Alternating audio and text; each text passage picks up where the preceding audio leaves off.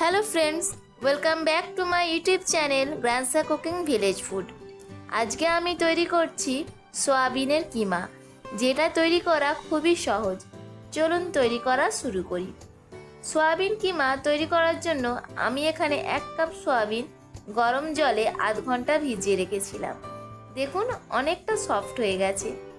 এখানে আমি কিছু গরম মশলা নিয়েছি গোটা জিরে, কয়েকটা গোলমরিচ, দারুচিনি, তেজপাতা, 3টে কাঁচা লঙ্কা এইভাবে কেটে নিয়েছি।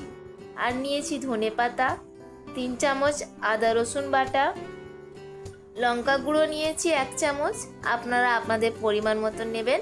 হলুদ গুঁড়ো নিয়েছি 1/4 চামচ, গরম মশলা গুঁড়ো নিয়েছি 1 চামচ, আর নিয়েছি হাফ কাপ দই। 2টো মিডিয়াম সাইজের পেঁয়াজ আমি এইভাবে কেটে নিয়েছি। সয়াবিনের কিমা তৈরি করব, তাই সয়াবিন ছোট ছোট করে কেটে নেব। এই দেখুন এইভাবে কেটে নেব, খুব বেশি ছোট ছোট করে কাটবো না। সয়াবিনের কিমা তৈরি করার জন্য গ্যাসের উপর একটা প্যান বসিয়ে তার মধ্যে আমি দিয়ে দিয়েছি 3 চামচ তেল। তেলটা গরম হয়ে যেতে দিয়ে দিয়েছি গোটা গরম মশলা এবং দিয়ে দিলাম 2টো তেজপাতা। কয়েক সেকেন্ড ভেজে নিয়ে দিয়ে দেব পেঁয়াজ কুচি।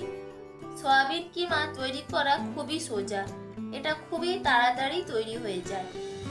পেঁয়াজ হালকা ব্রাউন হয়ে আসলে এতে 3 চামচ আদা রসুন বাটা দিয়ে দেব। 2 মিনিটের মতন এটা ভাজবো। এরপর এতে দিয়ে দিচ্ছি হলুদ গুঁড়ো, লঙ্কা গুঁড়ো। কিছুক্ষণ কষে গ্যাসের ফ্লেমটা লোয়ে রেখে দিয়ে দেব হাফ কাপ দই।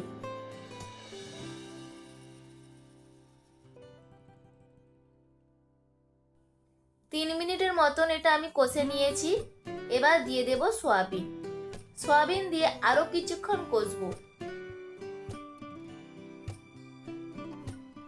এরপর দিয়ে দিচ্ছি গরম মশলা গুঁড়ো, পরিমাণ মতন লবণ দিয়ে ভালো করে নেড়ে দিয়ে দিচ্ছি হাফ কাপ জল দিয়ে নেড়ে আমরা 5 মিনিটের মতন ঢাকনা দিয়ে রান্না করে নেব।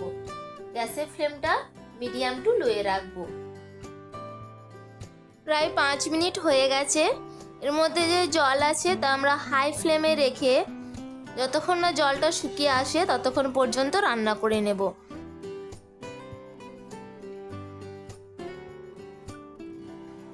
এরপর এতে দিয়ে দিচ্ছি ধনেপাতা কুচি, কাঁচা লঙ্কা, আর দিয়ে দেব কিছু আদা গ্রেট করা।